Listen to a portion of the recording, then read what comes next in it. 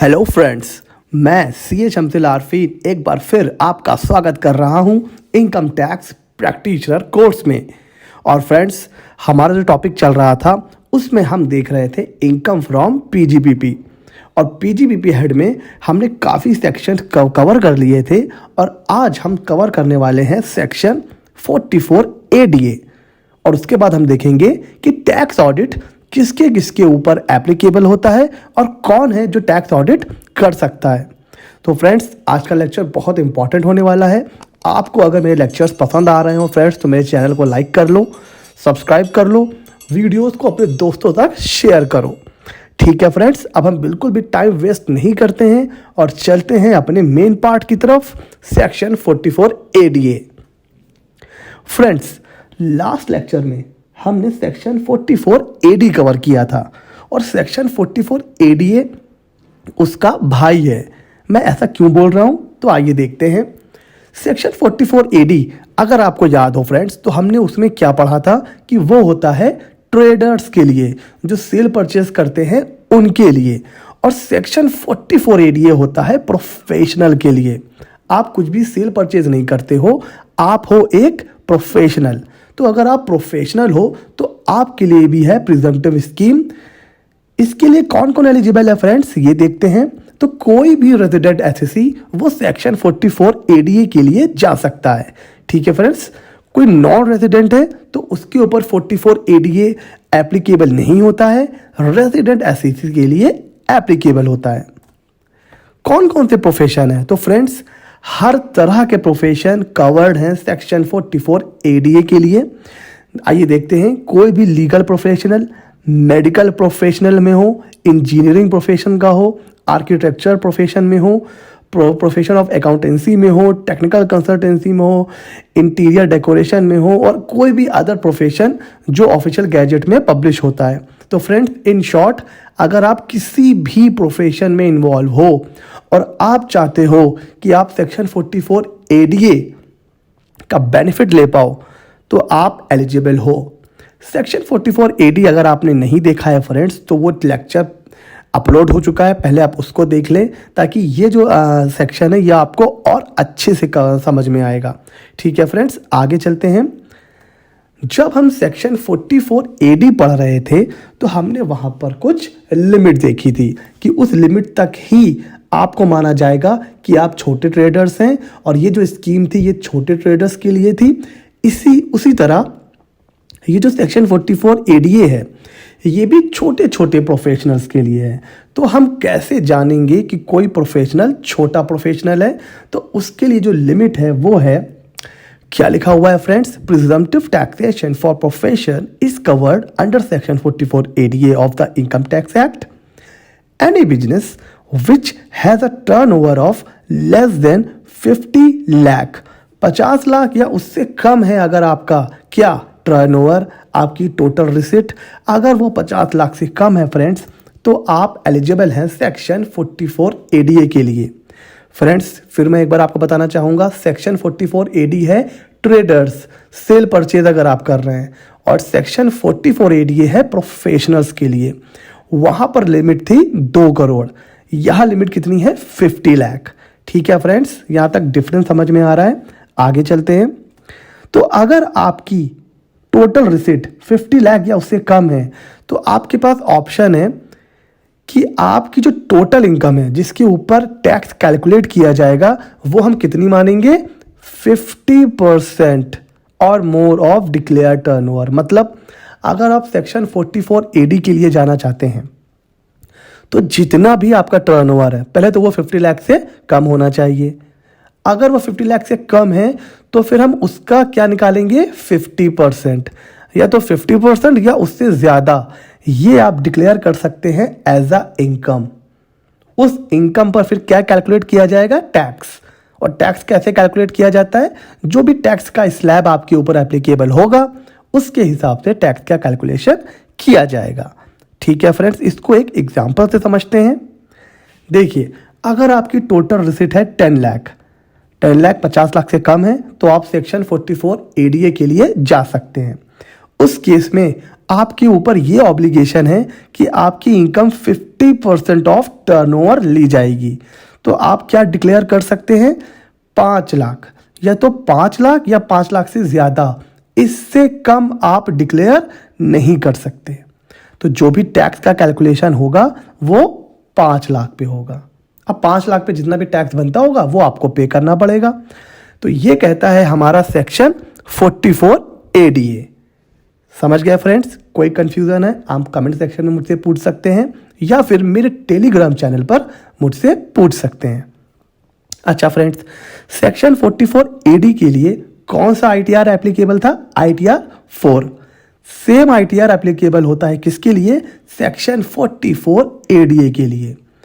तो अगर आपको सेक्शन 44 AD के लिए जाना है, अगर आप ट्रेडर परचेजर हैं, अगर आप प्रोफेशनल हैं, तो आप सेक्शन 44 ADA के लिए जाएंगे। और दोनों ही कंडीशन में आपके ऊपर कौन सा ITR एप्लीकेबल है? ITR 4।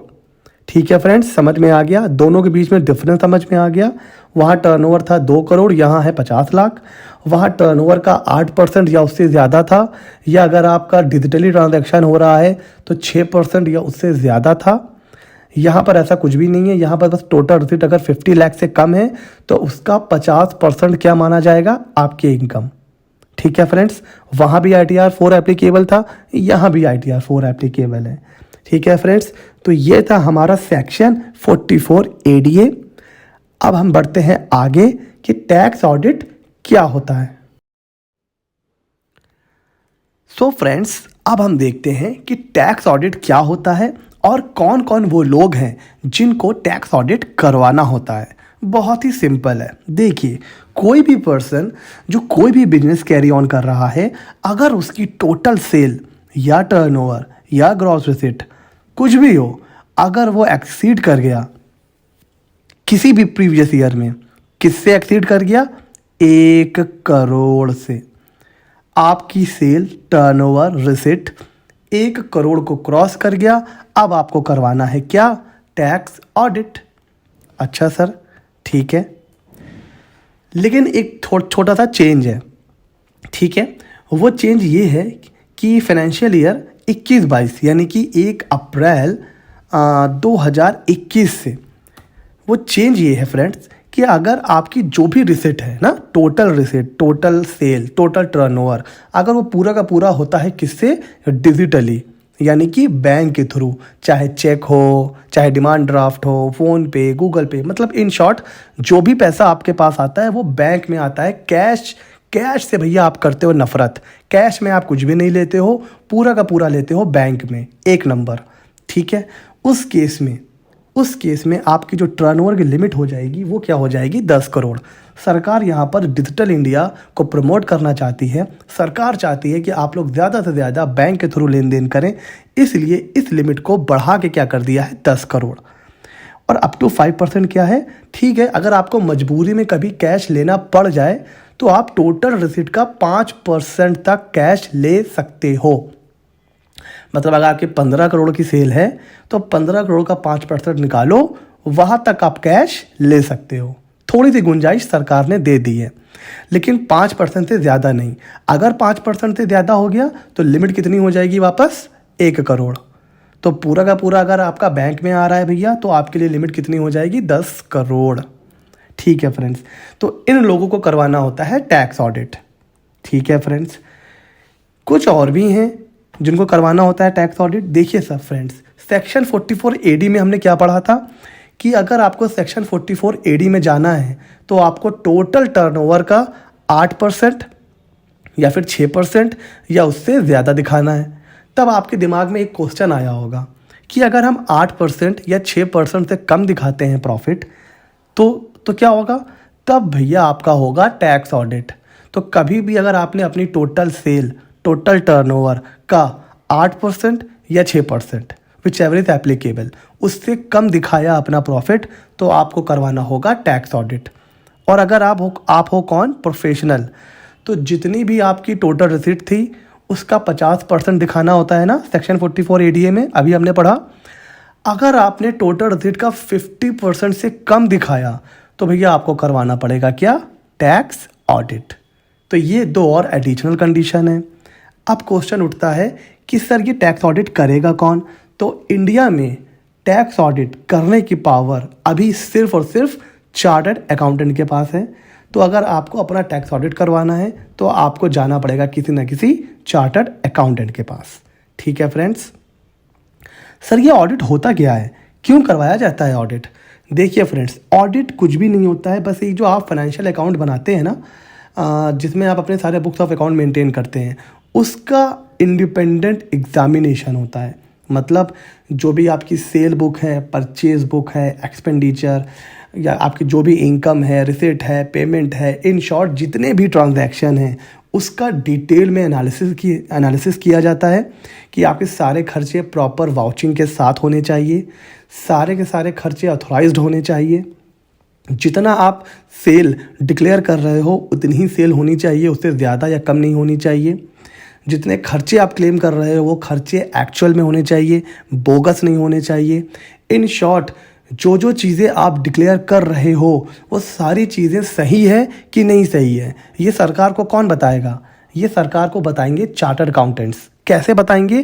टैक्स ऑडिट करेंगे और जो भी कमियां या जो चीज़ें भी हैं वो चार्टर्ड अकाउंटेंट अपनी रिपोर्ट में बताएंगे कि जो एसएससी ने डिक्लेयर करा है वो पूरा पूरा सही है या उसमें कुछ कमी है। ठीक है, तो ये होता है मतलब टैक्स ऑडिट का। सरकार जानना चाहती है कि जो बड़े बड़े बिजनेसमैन हैं वो जो डिक्लेयर करते हैं अपनी इनकम या खर्चे या रिसिट जो कुछ भी, क्या वो 100% सही है, ट्रू एंड फेयर व्यू देते हैं? अगर है तो ठीक है, नहीं है तो चार्टर्ड अकाउंटेंट उनको अपनी टैक्स ऑडिट रिपोर्ट में सबमिट करते हैं। ठीक है, टैक्स ऑडिट के बारे में थोड़े बहुत और भी चीज़ें हैं वो हम नेक्स्ट लेक्चर में ज़रूर कवर करेंगे फ्रेंड्स। तो फ्रेंड्स अभी हम यहीं तक रखते हैं, और अगर आपको लेक्चर्स पसंद आ रहे हो, अच्छे लग रहे हो, कुछ नॉलेज आपकी इम्प्रूव हो रही हो फ्रेंड्स, तो आप ज़रूर मेरे चैनल को सब्सक्राइब करिए। और फ्रेंड्स लाइव वेबिनार में मैंने आपसे बोला था कि बहुत जल्द हम लोग नया कोर्स लाने वाले हैं, रजिस्ट्रेशन लर्निंग कोर्स। वो अभी तक लॉन्च नहीं हुआ है, मेरे पास मैसेजेस आ रहे हैं, कॉल आ रहे हैं। मैं थोड़ा सा आपको सॉरी बोलना चाहूँगा फ्रेंड्स, थोड़ा सा मैं बिज़ी हूँ इस तरफ। जैसे ही आपको पता है अभी हमने पढ़ा है टैक्स ऑडिट, तो टैक्स ऑडिट चल रहे हैं, तो कहीं ना कहीं मैं भी ऑडिट में लगा रहता हूँ, तो थोड़ा सा टाइम नहीं मिल पा रहा है। लेकिन मैं फ्रेंड्स बहुत जल्दी हम इस कोर्स को लॉन्च करने वाले हैं फ्रेंड्स। तब तक मेरे चैनल से जुड़े रहिए, अपने फ्रेंड्स अपने दोस्तों तक भी शेयर करिए ताकि वो भी जुड़ सके। मिलते हैं अपने अगले वीडियो में, तब तक के लिए good bye, thank you friends.